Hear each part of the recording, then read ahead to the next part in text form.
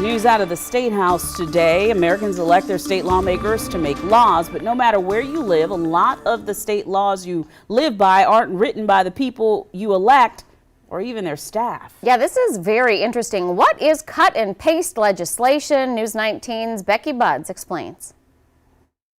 House Bill 4624 receives second reading. This week, the South Carolina House made headlines for passing a bill banning gender-affirming care for minors. After Senate approval, a bill barring ESG investing in state pension funds is on its way to the governor's desk. Both bills have one thing in common. These are all examples of legislation that have been drafted by various interest groups. It's known as model legislation. USC political science professor Kirk Randazzo says it's been used in state houses for decades.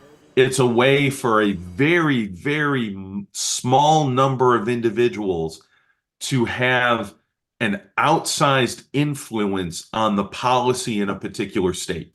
In exchange, Randazzo says lawmakers get ready-made legislation and the gratitude of potential donors. According to a project called Copy, Paste, Legislate, more than 130 bills over a 2-year span in South Carolina have language matching legislation filed in other states. By the time it gets sponsored by somebody in the legislature, it's really too late for the public to weigh in. Randazzo adds who's behind them isn't always clear. Because a lot of these bills get passed through just informal connections and relationships.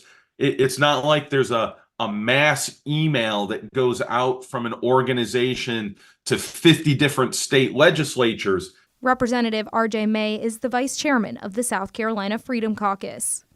When model legislation benefits my constituents, it is an issue that I ran on and they elected, I'll take a look at it. But when that model legislation only serves to pad the bottom line of people in this lobby and giant industries, I'm a firm no. Democratic Representative Seth Rose pushes back on that and says that the legislator should be focusing on other issues. I think some members are getting phone calls because there is false information and false narratives being pushed out on social media that fear monger and cause individuals to think that we have a crisis in our state. Reporting at the State House, Becky Buds, News 19 WLTX.